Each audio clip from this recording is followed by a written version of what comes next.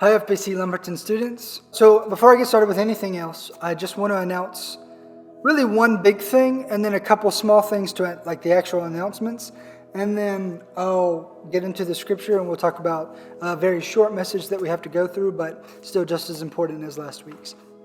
But the first big thing is the importance of watching these videos if you're a student, but also because a lot of our announcements are going to come through these videos that pertains upon you watching the actual video. And again, I keep them below 5 minutes. I'm trying really hard to. The second portion of what this video is about, which is kind of a digested version of what we talked about yesterday, so that next Wednesday we come in, you're not lost or. So first and foremost, this Sunday, I need as many of you as youth that can go, which means share this with a friend, share this with anybody you know. I need you to be here Sunday so we can do the May 9th Mother's Day fundraiser, and that's going to help fund the trip to Colorado, which I'm excited about, and there will be more details coming along the pipeline. And then again, camp, please get registered. You don't have that much longer before the price will go up, but keep up to date on those things. But with all that said, let's get right into the scripture. Now here's the thing. This is probably going to be one of the shortest videos I've ever made because all I really need to do is read these two parables. And the message is kind of self-explanatory. They're in Matthew chapter 13, verses 44 through 46. And it says, "The kingdom of heaven is like a treasure hidden in a field, which a man found and covered up. Then in his joy he goes and sells all that he has and buys that field." Continuing along, "And again, the kingdom of heaven is like a merchant in search of fine pearls, who on finding one pearl of great value went and sold all that he had and bought it." Now you might be able to hear those two parables, understand that they have the same message, but you might hear them and go, "Oh yeah, that makes sense." For those of you who it might not dawn on immediately, what it's saying here is the kingdom of heaven, salvation, the gospel, the good news of Jesus Christ.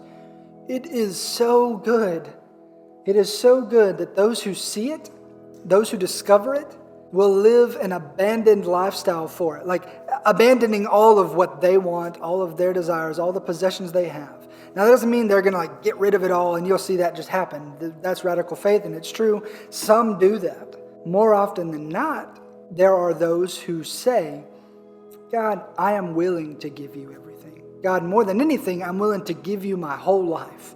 Which means if you call me to leave everything, sell it all, and move to Africa or move to a different place to spread the gospel, then I'm willing to do so. It's giving up what you want. I shared a little bit of a small story, and since I have a little bit of time, I'll share it.